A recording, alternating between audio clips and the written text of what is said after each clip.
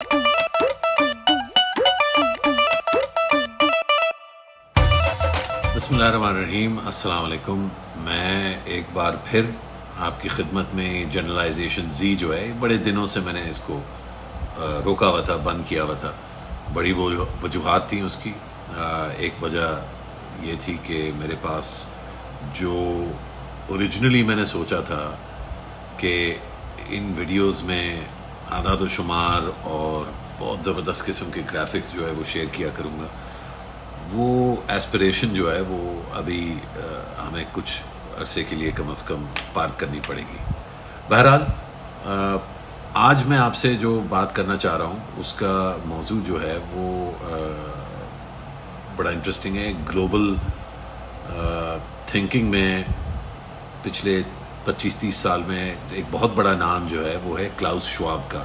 Klaus Schwab बानी और सरपरस्त हैं वर्ल्ड इकनॉमिक फोरम के, और तकरीबन 2 हफ्ते पहले मुझे मौका मिला एक बार फिर उनसे मिलने का भी, और उनका एक क्लोज डोर सेशन जो है वो करते हैं यंग ग्लोबल लीडर्स के साथ। क्योंकि मैं इस ग्रुप का अलमनस में शामिल हूँ, तो मुझे मौका मिला उनकी कुछ बातें सुनने का, और मैंने सोचा कि मैं क्यों ना अपने जो व्यूअर्स हैं उनके साथ जो बुनियादी उनकी कुछ कलमात थे या जो मैसेज था उनका की वो आपके साथ शेयर करूं। बड़ी ज़बरदस्त उनकी हमेशा थिंकिंग होती है, उससे हमेशा बंदा अग्री नहीं करता, ज़ाहिर बात है। मेरा एक अपना मौक़िफ़ है, जिस दुनिया के ख़ित्ते से मैं ताल्लुक़ रखता हूँ उसकी जो ज़रूरियात हैं, उसकी जो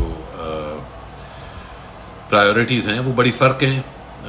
जिस दुनिया में वो रहते हैं, ज़ाहिर बात है स्विट्ज़रलैंड में रहते हैं, वो पिछले तकरीबन 41 साल से पहले वो प्रोफेसर थे, फिर उन्होंने वर्ल्ड इकनॉमिक फोरम का जो आइडिया है उसको तश्कील दिया, और फिर उसको पिछले 30 साल से ज़्यादा से वो चला रहे हैं।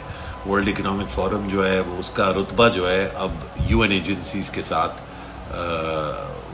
का रुतबा है, और जो पब्लिक प्राइवेट का जो इंटरेक्शन है, यानी कि जो रियासती इदारों का और निजी इदारों के दरमियान जो डायनामिक इंटरेक्शन है, ख़ास तौर पे ग्लोबलाइजेशन की कॉन्टेक्स्ट में, तो I would say from the 90s to now सबसे इन्फ्लुएंशियल इंडिविजुअली भी और बतौर एक इदारे के क्लाउस श्वाब ख़ुद और वर्ल्ड इकनॉमिक फोरम बहुत ज़्यादा इन्फ्लुएंशियल रहा है।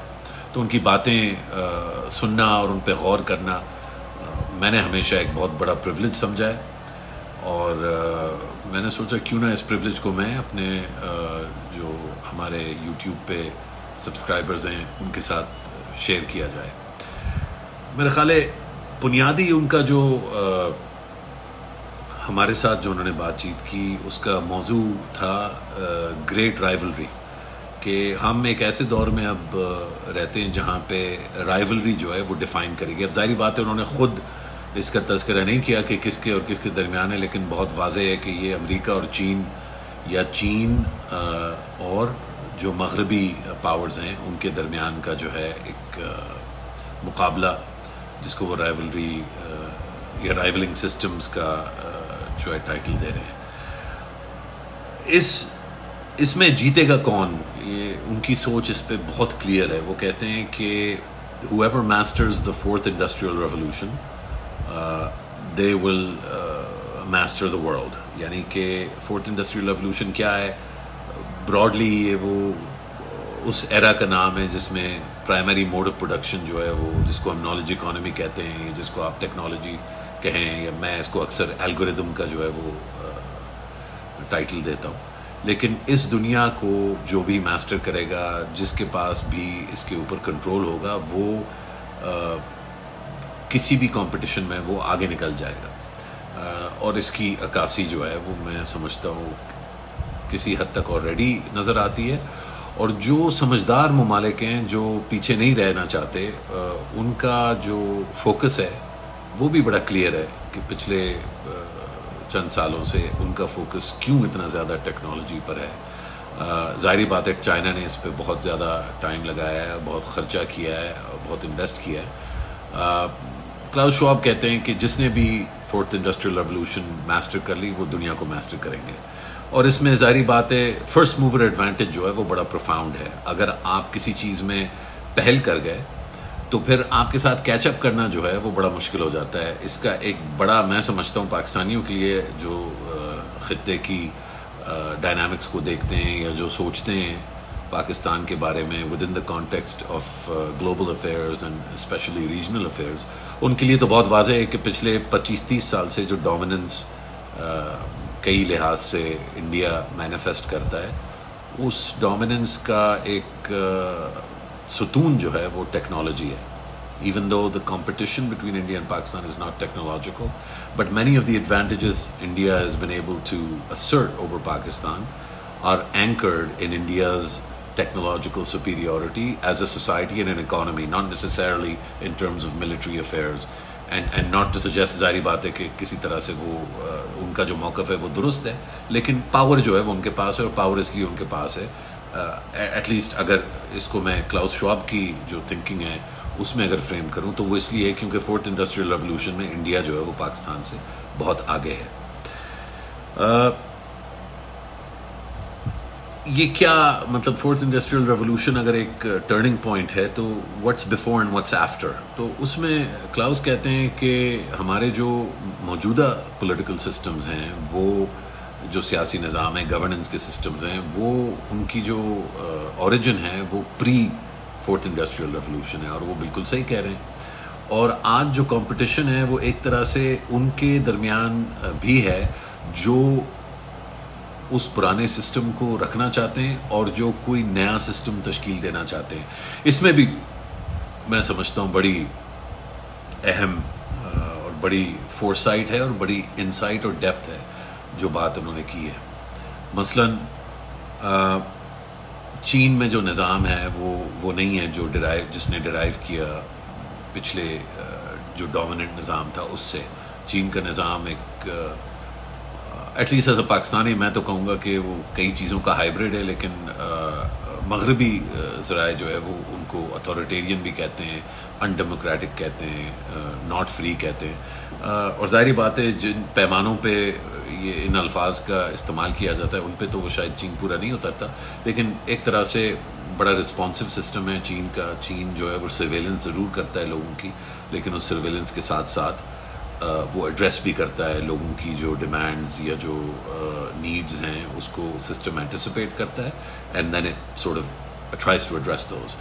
سو I think one of the یہ جو سوال اٹھتا ہے کہ کمپیٹنگ سسٹمز جو ہیں اس میں ویئر ڈز چائنا اسٹینڈ, اور where do many countries, it's not just China, many of the GCC countries, وہاں پر بھی اگر آپ دیکھیں تو سرویلنس تو ٹھیک ٹھاک ہوتی ہے, لیکن جو فیسلٹیز آپ کو ان ممالک میں فراہم ہیں وہ آپ کو ایون مغربی ممالک میں فراہم نہیں ہے.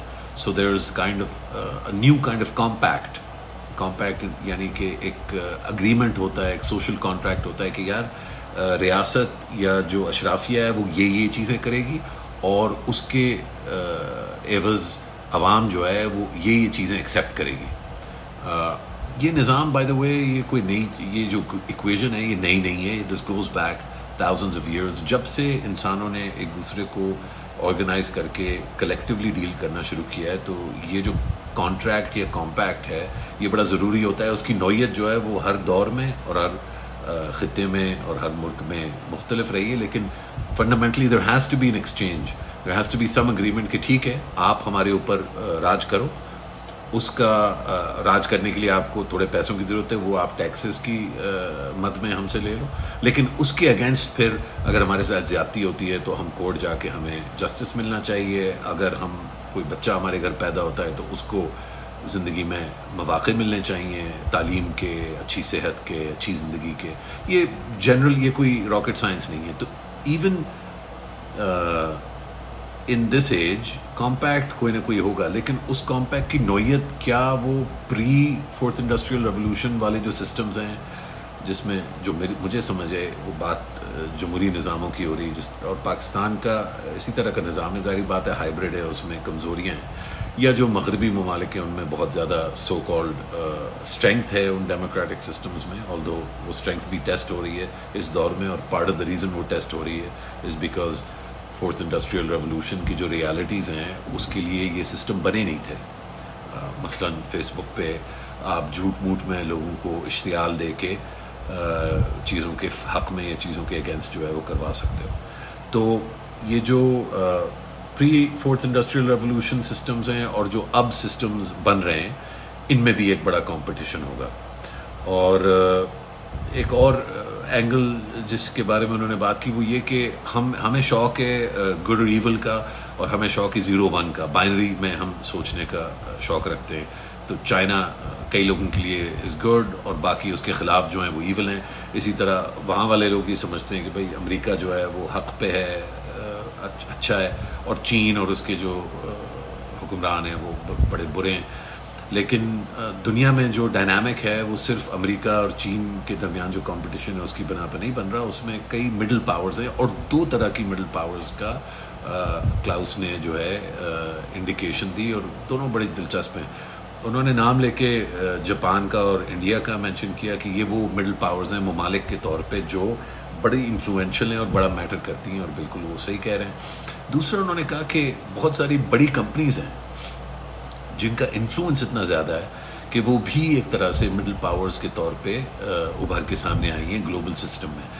وہ صحیح کہہ رہے ہیں. میں تو اس میں نہ صرف کمپنیز بلکہ کچھ نان پروفٹ فاؤنڈیشنز وغیرہ بھی ہیں جن کا بہت بڑا رول ہے. مثلا گوگل جو ہے وہ کسی ملک سے کم نہیں ہے ان ٹرمز آف کہ اس کا انفلوئنس کتنا ہے. اسی طرح ٹویٹر پہ آپ نے دیکھا ایلان مسک نے ٹیک اوور کیا تو کئی دنیا کے لیڈران اور اخبارات اور پورا ڈسکورس جو ہے اس کے بارے میں بات کر رہے ہیں, کیونکہ ٹویٹر ایک بہت انفلوئنشل پلیٹ فارم ہے ایز اے کمپنی. وہ اگر یہ فیصلہ کر لے فار ایگزامپل کہ وہ ڈونلڈ ٹرمپ کو واپس لا رہی ہے تو اس کے بڑے امپلیکیشنز ہیں. جس طرح جب انہوں نے اتارا تھا تب بھی اس کے امپلیکیشنز تھے. گیٹس فاؤنڈیشن ہے پاکستان کے لیے, آغا خان فاؤنڈیشن ایک بہت اہم ادارہ ہے. تو یہ وہ مڈل پاورز ہیں جو ڈیسیجن میکنگ کو افیکٹ کرتے ہیں, انفلوئنس کرتے ہیں, شیپ کرتے ہیں. اسی طرح کمپنیز اور گورنمنٹس تو ہیں ہی, لیکن کچھ ریجنز بھی مڈل پاورز ہیں. اس میں EU بہت آبویس ہے, آسیان ایک ابھرتا ہوا ریجن ہے. میرا یہ دل ہے, یہ میرا خواب ہے کہ یہ جو پاکستان کے گرد جو استان ہیں سارے, اس میں افغانستان ہو گیا, اس میں دیگر اور اس طرح کے جو ہے جو ہمارے برادر ملک ہیں, تاجکستان, کرگستان, ترکمانستان, انہوں نے یہ بھی کہا کہ یہ جو مڈل پاورز ہیں یہ جو ہے بہت انفلوئنشل ہیں اور یہ بڑا اہم رول ادا کریں گی. یہ جو کمپٹیشن ہے, یہ رائیولری ہے, اس میں کہ پرلا جو ہے وہ کس طرف جو ہے بھاری ہوتا ہے. فائنلی 2-3 انہوں نے بڑے مزے کی چیزیں کی. ایک تو یہ کہ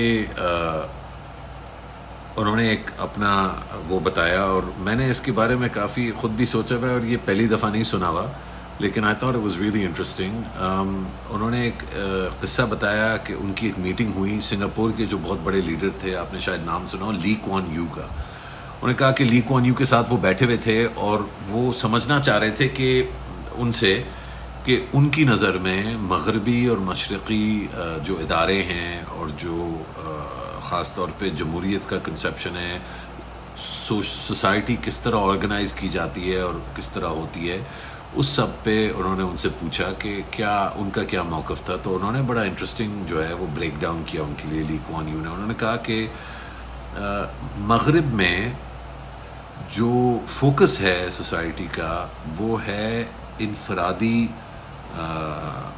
بچاؤ یا انفرادی سپریمیسی تو نہیں کہنا چاہیے, بٹ انفرادی فوکس بہت زیادہ ہے کہ انڈیویجول کو ہر طرح سے پروٹیکٹ کرنا ہے, اس کو بچانا ہے, اور خاص طور پہ اس کو کلیکٹیو سے بچانا ہے. تو اگر انڈیویجول ہے تو انڈیویجول اتنا اہم ہے کہ ایون جو باقی سوسائٹی ہے یا گروپس ہیں یا کلیکٹیوز ہیں اس سے اس کو بچا کے اس کو تحفظ دینا ہے. اور مشرقی ثقافت اور مشرقی سوچ میں جو اس کے بالکل برعکس ہے ایک طرح سے, وہاں پر the collective needs to be protected from the individual. In both cases مغرب میں جو کلیکٹیو ہے اس کو نیگیٹیولی دیکھا جا رہا ہے اور جو انڈیویجول ہے اس کو پازیٹیولی دیکھا جا رہا ہے, اور مشرق میں جو انڈیویجول ہے اس کو نیگیٹیولی دیکھا جا رہا ہے اور جو کلیکٹیو ہے اس کو پازیٹیولی دیکھا جا رہا ہے. ہوا یہ ہے پچھلے بہت سارے سالوں میں، لیکن خاص طور پہ گلوبلائزیشن کی وجہ سے. یہ میرا اپنا ویو ہے جو میں تھوڑا سا اس بات سے اور ان کی باقی باتوں کو جب میں نے سنا تو میں نے سوچا کہ بڑا دلچسپ یہ ہوا ہے کہ کئی مغربی اور مشرقی جو ادارے ہیں، جو سوچنے کے طریقے ہیں، وہ فیوز ہو گئے. سو آبویسلی پاکستان میں یا کسی بھی مشرق میں ملک ہو یا سوسائٹی ہو، ہم بڑا ویلیو کرتے ہیں انفرادی اور انڈیویجول حقوق کو اور اس کے تحفظ کو، اور اس کے ساتھ ساتھ ہم کلیکٹیو کو بھی بہت اہمیت دیتے ہیں. مجلس شورا جو ہے وہ ایک کلیکٹیو ہے، ہمارے جرگے جو ہیں وہ کلیکٹیوز ہیں، بہت سارے اور جو ہے کلیکٹیو ایسی سچویشنز ہیں. جو ہیومن رائٹس اپروچ ہے وہ اس کو مغربی سمجھا جاتا ہے، کیونکہ وہ یہ کہتا ہے کہ جو انڈیویجول کے حقوق ہیں وہ بہت اہم ہیں اور پوری سوسائٹی کی آرگنائزیشن کا مقصد ان کا دفاع، ان کا تحفظ ہے. اور اسی طرح جو تھوڑا اولڈ فیشنڈ تھنکنگ ہے ایسٹ میں، وہ یہ کہتی ہے کہ یار دیکھیں، what we can't allow is for society to be ruined because of one individual. So ایک انڈیویجول جو ہے آ کے اگر گن مارتا ہے سڑک کے بیچ میں یا مطلب بازار کے بیچ میں آ کے، تو ہم نے اس بازار کو اور اس کلیکٹیو کو کسی طرح اس گن سے یا اس فتنے سے جو ہے وہ بچانا ہے. اب یہ جو کنورسیشن ہے اس میں ایک ایجنسی کا ایلیمنٹ بھی ہے. ایک سوال یہ بھی ہے کہ سٹارٹنگ پوائنٹ ہمارا کیا ہے؟ کیا ہم وہاں سے سٹارٹ کر رہے ہیں جہاں پہ آلریڈی لوگوں کے پاس اتنے حقوق ہیں کہ ان کا دفاع جو ہے کیا جا سکتا ہے whilst also protecting the collective and the groups، یا اس کے بالکل برعکس سچویشن ہے اور انفرادی حقوق کا بالکل کوئی لحاظ نہیں کیا جا رہا اور اس لیے ہمیں وہاں فوکس کرنا ہے؟ یہ ان سوالوں کے کوئی کلیئر کٹ جواب جو ہے نہ میرے پاس ہیں، نہ میرا خیال ہے کلاؤس شواب کے پاس ہیں، لیکن ان کو سمجھنا اور ان کے بارے میں سوچنا کہ آج جہاں فار ایگزامپل ہماری اپنی سوسائٹی یا اپنا نظام پاکستان کا جہاں کھڑا ہے، وہاں پہ کیا انڈیویجول حقوق جو ہے وہ اس طرح سے ہیں کہ ہم سیٹسفائیڈ ہیں، اور کیا ہم سوسائٹی کو جو ہے پروٹیکٹ کر پا رہے ہیں from the threat of the so called individual? کیا ہم انڈیویجول کو پروٹیکٹ کر پا رہے ہیں from the so called mob? ان کے جواب جو ہیں وہ کچھ تو بہت واضح ہیں اور کچھ جو ہے وہ میرا خیال ہے ان پہ مزید سوچ وچار کرنا جو ہے وہ بڑا ضروری ہے. تو آخری چیز جو میں آپ کے ساتھ چھوڑ کے جاؤں گا وہ یہ کہ کلاؤس نے پھر بات کی لیڈرشپ کوالٹیز کی، اور یہ لیڈرشپ کوالٹیز میں نے لکھی ہیں کیونکہ میں سمجھتا ہوں یہ بڑی اہم ہے. انہوں نے کہا کہ ایک اچھے لیڈر میں آپ کو پانچ ضروری چیزیں چاہیے. سب سے پہلے آپ کو چاہیے a brain, and by the brain he means competence, capability. Can this person do stuff? The second thing that Klaus Schwab says جو ہمیں چاہیے وہ چاہیے ایک سول چاہیے، اس میں ایک سینس آف پرپس اور ڈائریکشن جو ہے اس میں ہونا چاہیے.